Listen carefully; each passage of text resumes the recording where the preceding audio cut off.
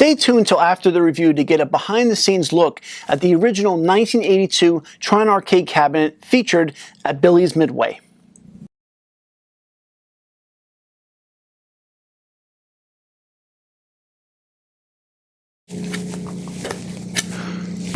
Greetings, programs, and happy 40th anniversary. My name is Steve, aka NJMovieFreak, and today I'm going to show you how we do things on the grid with TRON.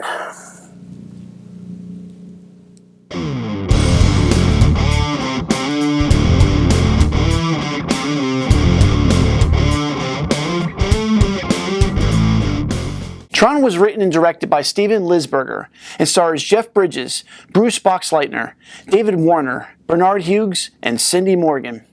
The story of TRON was highly risky.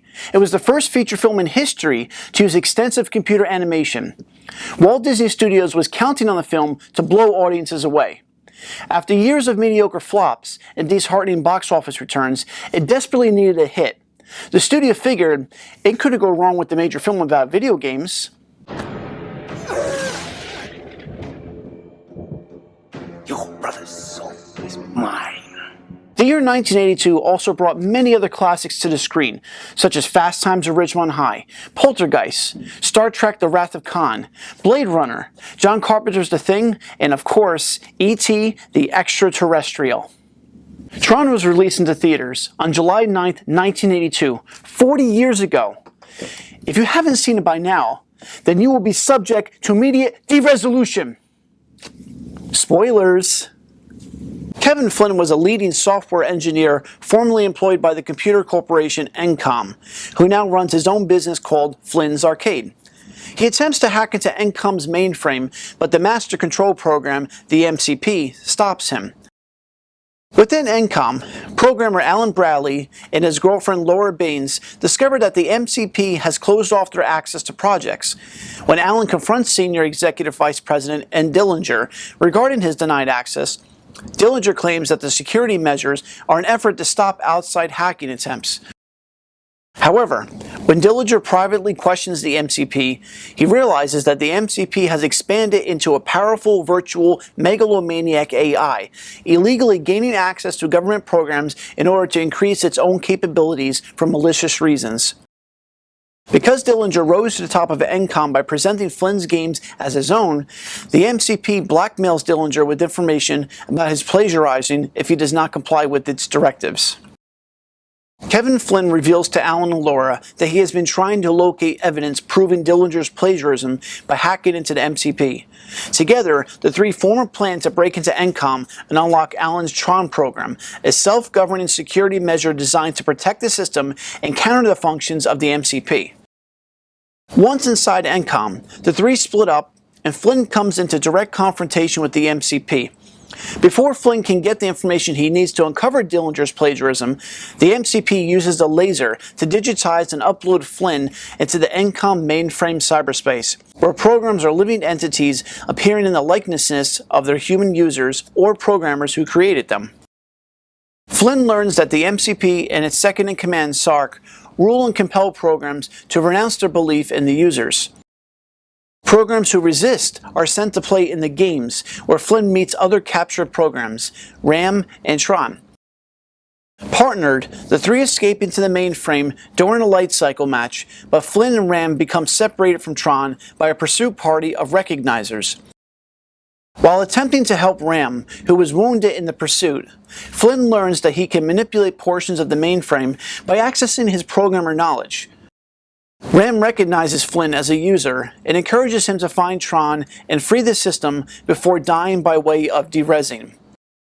Using his new ability, Flynn rebuilds a recognizer vehicle and later disguises himself as one of Sark's soldiers. TRON enlists the help of Yuri, a sympathetic program and an I.O. tower receives information from Alan necessary to destroy the MCP. Yuri and TRON hop aboard a solar sailor to reach the MCP's core. Unbeknownst to them, Kevin stows away on the sailor disguised as one of Sark's soldiers. However, Sark's command ship catches up with it and destroys the sailor, capturing Flynn and Yuri and presumably killing TRON. Sark leaves the command ship and orders its de-resolution, but Flynn keeps it intact by manipulating the mainframe while Sark reaches the MCP's core on a shuttle carrying captured programs. While the MCP attempts to absorb captive programs, TRON, who turns out to have survived, challenges Sark to a disc battle and critically injures him, prompting the MCP to give him all its functions. Realizing that his ability to manipulate the mainframe might give TRON an opening, Flynn leaps into the beam of the MCP, temporarily distracting it, causing the MCPs to open its shield. TRON strikes the MCP with his identity disk and destroys both the MCP and Sark in the process. Flynn reappears in the real world, rematerialized at his terminal. A nearby printer produces the evidence that Dillinger had plagiarized Flynn's creations. The next morning, Dillinger enters his office to find that the MCP has been deactivated and that the proof of his death is now publicized.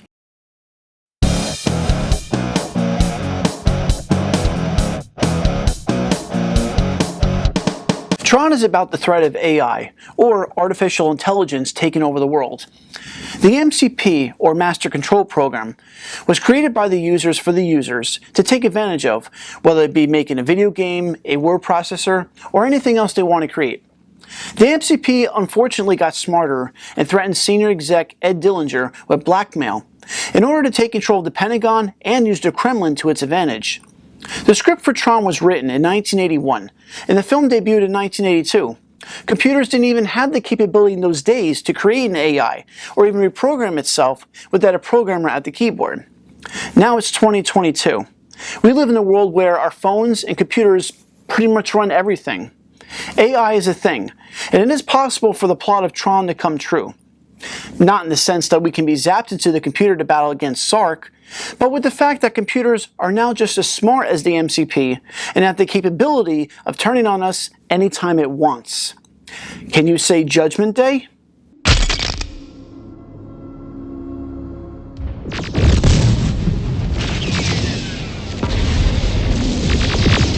But you won't let that happen, will you, Sarah Connor?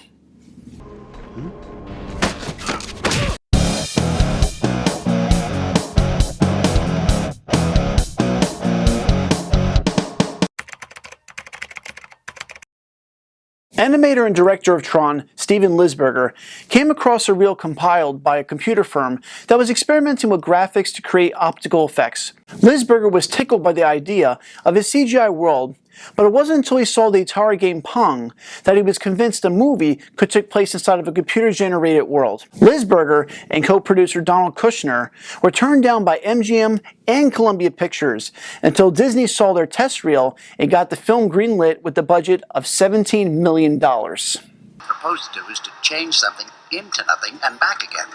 They might just as well have said, here goes something, here comes nothing. Right. Some of the Disney animators refused to work on the film because they felt threatened by the potential for computers to force their craft into the Stone Ages. You know, you can remove men like Alan and me from the system, but we helped create it. And our spirit remains in every program we design for this computer. The director had a no-guns policy. In TRON, instead of guns, war is waged via flying discs. Steven Lisberger wanted to film the distance itself from any violent imagery that children might want to recreate at home. He figured the worst they can do if kids decide to reenact the disc wars would be hitting themselves in the head with the frisbee.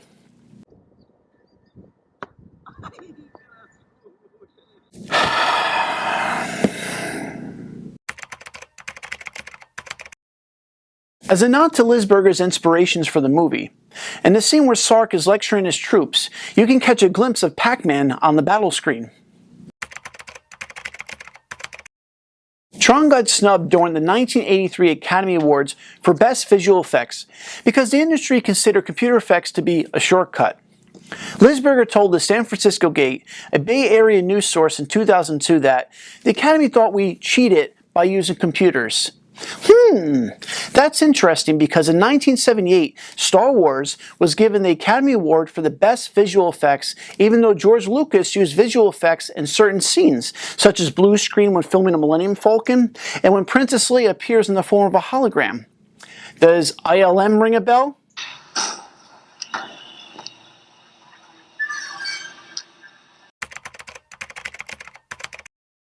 TRON encouraged a generation of filmmakers to look carefully at the potential of computer effects, and inspired then young animator at Disney, John Lasseter, to experiment with 3D computer animation. When his bosses refused to take his project further and fire him, he went on to work with computer graphics genius Ed Catmull at Lucasfilm Limited Computer Division.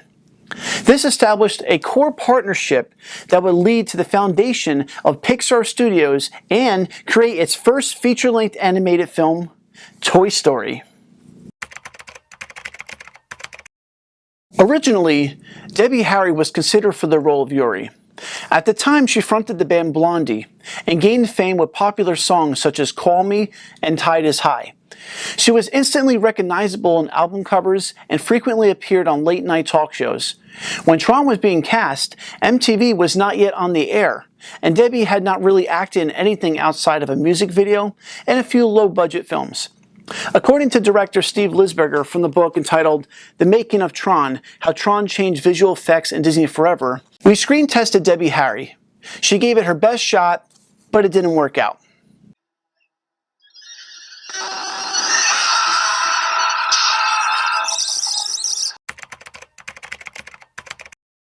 You might notice that TRON has a very particular sound to it. Throughout the years, Disney has used a standard formula when it came to film scores. Even theme songs and sound effects were interchangeable, and most people wouldn't know the difference. However, Wendy Carlos was a classically trained musician. She specialized in using the Moog electronic synthesizer. The Moog was a wall-sized unit comprised of separate modules in which various chords can be patched into plugs, creating different sounds. When it was played, it created a haunting and eerie sound like none heard before. To quote, "What I was inspired by was probably the use of instrumental colors with each other. I was giving up a broad range of sound rather than gaining anything. For me, the best thing would have been if I'd been able to work a lot more orchestras in which we combined electronic instruments with traditional instruments, because that's the way I think the synthesizer would grow." Even before TRON Legacy was released, Disney had been planning a third movie. According to Ryan Leston of SlashFilm.com, it was thought that the sequel would continue the story of Legacy after Korra rezzed into the real world. Could Sam use the backup grid to restore his father in the real world? Then in March 2015, Production Weekly said that the sequel was in development and had been given the name TRON Ascension, with rumors circulating that Olivia Wilde and Garrett Hedlund would reprise their roles as Korra and Sam Flynn. Jared Leto has even said he was cast as a character named Ares, and the film could potentially be a reboot. Outside of Leto's announcement, little evidence has surfaced, leaving fans in an infinite loop of questions. I just hope that this film series isn't end of line. End of line, man.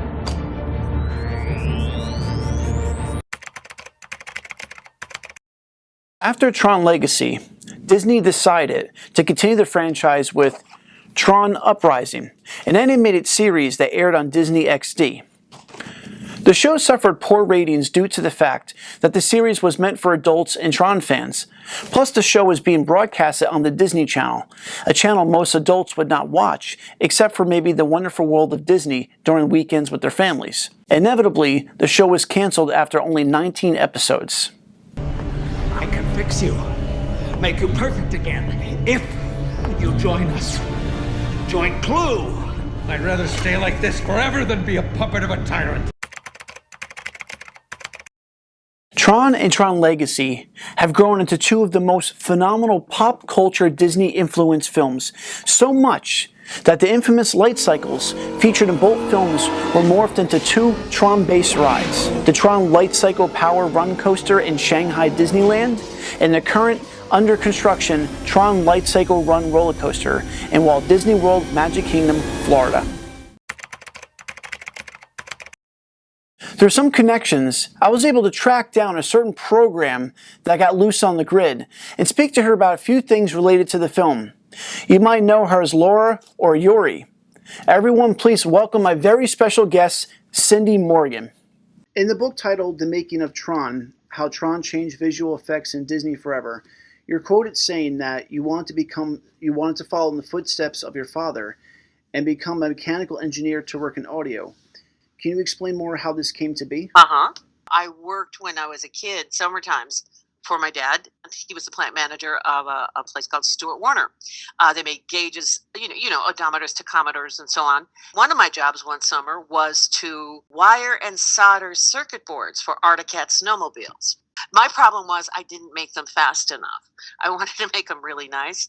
That didn't work out so well. My dad says, if you take something apart, there's one rule. And I said, what, Dad? He said, if you have extra pieces left over, that's not a bonus. He said, put it back together again. Figure out what you did wrong. They don't just throw in extra parts for fun. And as it turned out, I tested into the Illinois Institute of Technology. The state of Illinois was going to pay for my schooling.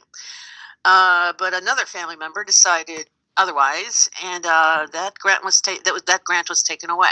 And as it turned out, it was okay because I had a stammer. When I got into college, one of the first things I was put in was speech class, which I wouldn't have picked. So I guess they thought it was a good idea. Mm-hmm. And I came in with a stammer, and I came out in broadcasting. I mean, with a job I was paid for. I was writing news in college. I got the worst jobs, the hospital board meeting. And I'd sit there going, why would anybody want a new story about this? But okay, I'll write something up. And then I'd go back to the station, and I would record the audio track, and I would cut it to the right time, transfer it to cassette, and hand them and go, here you go. Eventually, I was doing morning drive in Chicago. I'd get there at 5:45, always late. I still have nightmares about that. What was your audition process for TRON? And did Disney have certain requirements for you in order to get the role? There was no audition. It was the craziest thing I'd ever seen. And I got a couple of pages, and they said, okay, you're going up to the Disney offices and you're going to read for them. And I looked at these pages, and I don't know if I said it or just saw it. I went, this doesn't make a damn bit of sense. Like zero. What the hell is this? And how am I supposed to do this? And I went, all right. And I went up to wherever the offices were in Disney, and there was another actor there. It was, I guess, the director, and the other actor seemed nice enough, but you can't do physical work on a small camera in an office. So with lines that make no sense. Mm-hmm. But I did it, and the other actor seemed nice enough. I heard his name was Jeff Bridges. I said, oh, hi, and we did it, and I got the job. But let me tell you how I got the job. A few years before, I was in a comedy improv class. Thank God, because I never shut up because of the radio thing. 5 years in broadcasting, you learn to just keep talking. And I was in an improv class by a wonderful teacher named Harvey Lembeck. His son is a director, Michael Lembeck. And Harvey, you would know him from a movie called Stalag 17, if you've ever seen that. Mm-hmm. You would know him as Eric Von Zipper from the Beach movies. And he taught comedy by the old vaudeville method, and I would invariably go for the joke. And boy, when this little guy yelled at you, you got yelled at. Morgan, you're the straight. Stop going for the joke. You set up the joke. Stop going for the joke. Okay. And you know what? He was right. And that helped me in Caddyshack, because go ahead and try to rip a scene away from Chevy Chase. Go on, give it a shot. Yeah, I've heard stories. Okay, so I was in this class. There were 3 classes of 24. I was in the lowest one down, and in the upper class of 24, he had people like Penny Marshall, John Ritter, Robin Williams. And I was dating somebody from, I guess there was a party with all the classes once, and I met some guy, and we were dating, and he was in a cartoon. And I said, oh, that's nice. That sounds like fun. And we went to have lunch at a place called The Chronicle in Venice Beach, California. And I'm eating my salad, and they're talking about the cartoon. And it wasn't until about 20 years later, I dated him, then I stopped dating him. And I said, was that TRON, that cartoon you were in? He said, yes. I showed up at lunch. I guess I did Caddyshack after that. And I was brought in. They'd already kind of made up their decision. It was done. It was a done deal. There was no audition. And as far as what Disney wanted, Walt's not around. The suits, as we would call them, would come down, but they had no idea what we were doing. Neither did we. And so I just had the job. I hate to say it like that because that's not how it works, but that's what happened. I want the actor, Jeff Bridges, to see her. We'll get a little bit on tape. It could have made no sense because I was looking at, there's no way you can do, it wasn't even a scene. There were some lines that were just jointed and it made, but they just wanted to see me with Jeff, and the director was there, and I don't know who else was there. And I went, oh, well, I just blew the hell out of this, whatever it was, and I got the job. After the success of Tron, you and Bruce Boxleitner starred in a short-lived TV series based off a 1930 book, Bring Him Back Alive. Can you share with us how you two were cast in that? Well, because his manager and some other people, mostly his manager, saw we worked well together. Bruce and I come from like the Midwest, and we're roughly the same height and roughly the same, athletic ability. And because we worked well together in the film, they figured bring her in. And in that one, there was only one audition. We went to Warner Brothers, and we met with the studio people at Warner Brothers. And Bruce and I read together. But we were comfortable together, so I guess it worked out.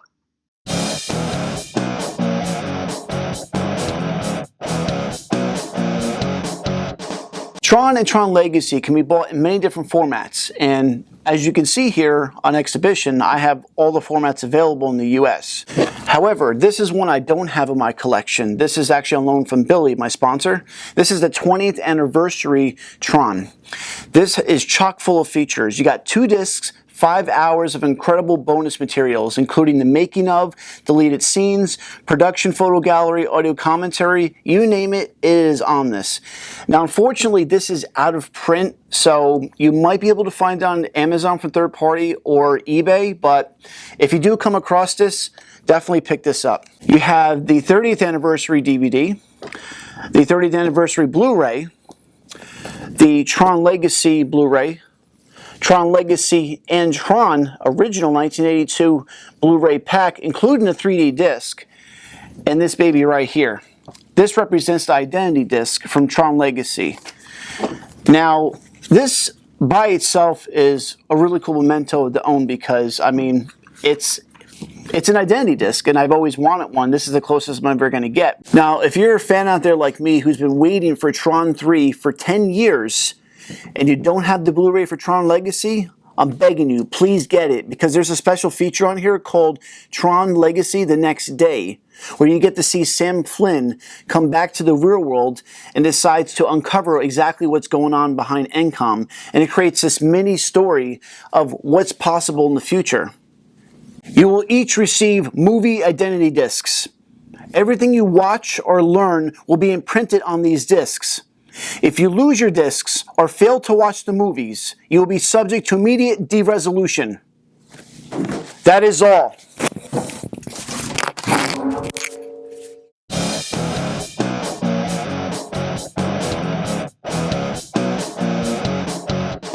I would give Tron 5 out of 5 stars. This film was filled with action, suspense, comedy, drama, and state-of-the-art, groundbreaking, Oscar-worthy special effects. The visuals were state-of-the-art because the filmmakers used what was called backlight animation, in which filter light passed through each frame to create vibrant effects of colored light, giving life to the costumes. The live-action scenes inside the computer world were filmed in black and white on a black set, then printed on large format high contrast film and hand colored with photogenic and rotoscopic techniques to give them their technological appearance. Like I said earlier, Disney took a huge risk making a film about video games, but in the end, it ultimately became a cult classic. The film also came out in 1982, which was when arcade video games were at their peak. Donkey Kong was released by Nintendo, Frogger by Konami, and Pac-Man, Raiders of the Lost Ark, and E.T. the Extraterrestrial were released by Atari, just to name a few.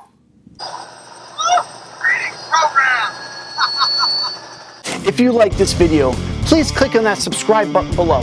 Give it a like, give it a share, turn on that notification bell so you can stay up to date with all new videos, news, updates, podcasts, etc. Please also follow me on Instagram at NJMovieFreak. I really appreciate everyone for watching this video. If you have any comments, any questions, please post them in the comments section below, and I'll get to them as soon as I can. I hope you all have a great day, and I will see you soon.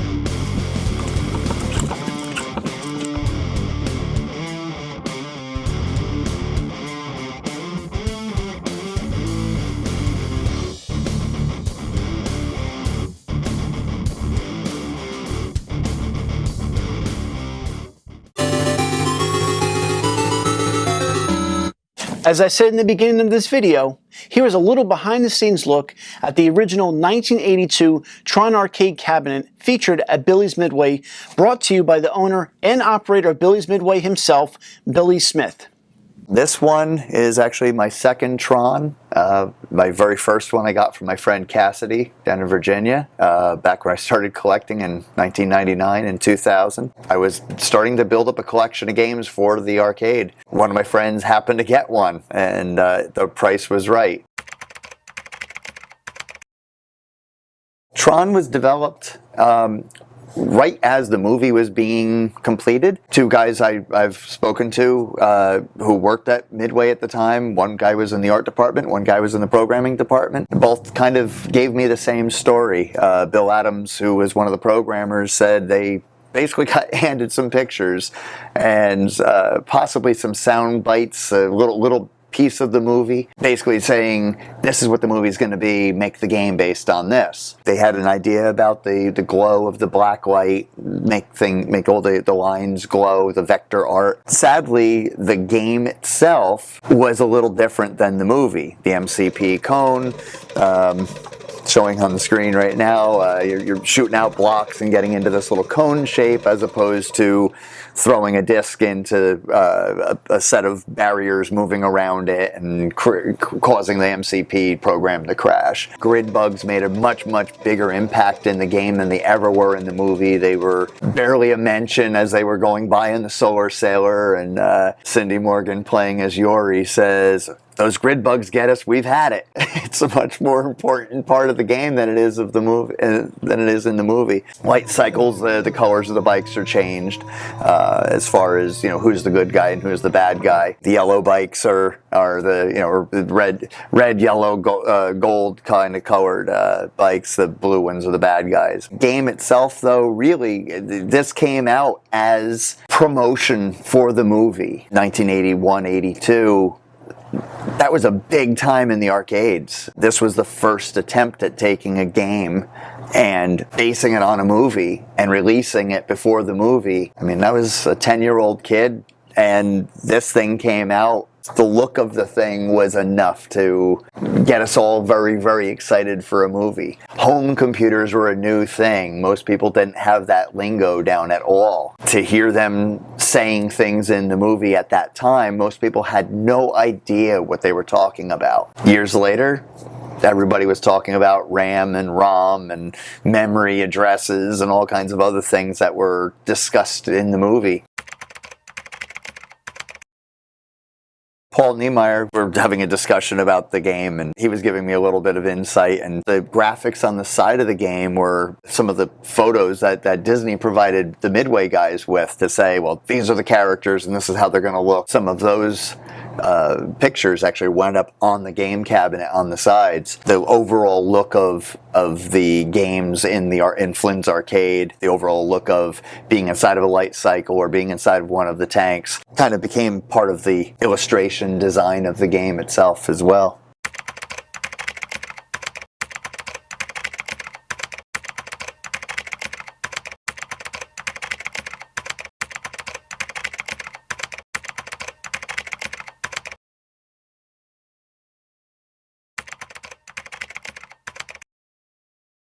Greetings, programs, and happy 40th anniversary. My name is Steve, aka NJMovieFreak, and today I'm going to tell... Stop it. Sorry. TRON was written and directed by Steven Lisberger and stars Jeff Bridges, Why do I keep up his name? The story of TRON was highly risky, and it was the first feature film in history to use extensive computer animation. Walt Disney Studios was courting the film. And now, for some behind-the-scenes facts. As a nod to Lisberger's inspirations for the movie, and the scene where even before TRON Legacy was released, Disney had been planning a third... Even before TRON Legacy was released, Disney had been planning a third movie. According to Ryan Leston of SlashFilm.com, it was thought that the sequel would continue the story of Legacy after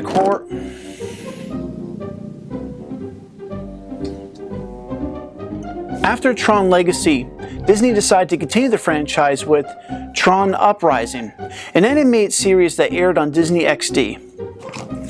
The show suffered poor ratings due to the fact that the series was meant for adults, and Tron fans plus... After Tron Legacy, Disney decided to continue... I have a surprise for the fans out there watching. Through some connections, I was able to track down a certain program that got low... I have a surprise for the fans out there watching. Through some connections, I was able to track down a certain program that got loose... Oh my god, I keep f***ing that up. If you like this video, please click on that subscribe... If you like this video, please click on that subscribe button below. Give it a like, give it a share, turn on that notification so you can stay up to date with all the new video... If you like this video, please click on that subscribe button below. Give it a like, give it a share, turn on that notification bell so you can stay up to date with all new videos, news, updates, podcasts, etc. What? Tron and Tron Legacy can be bought on many different versions, and as you can see, have every version available.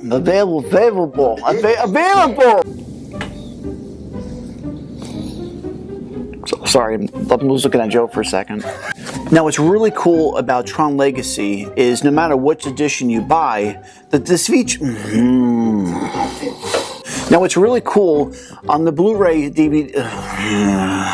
is for the fans out there that are waiting for a Tron 3, and I really hope it comes to being Tron 3. We've been waiting for, what, 10 years now? What? It's 2 discs chock full of goodies.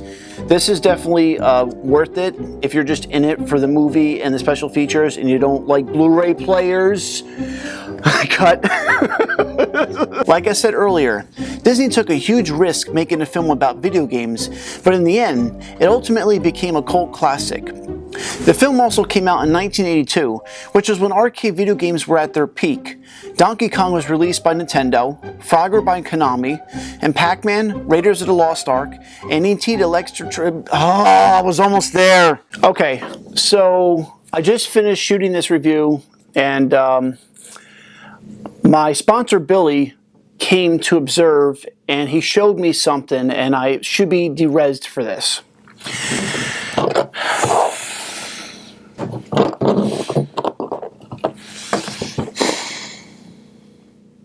The whole time I kept fixing this from falling, and the Tron centerpiece goes underneath to hold up the light cycle. Seriously, can you please derez me now?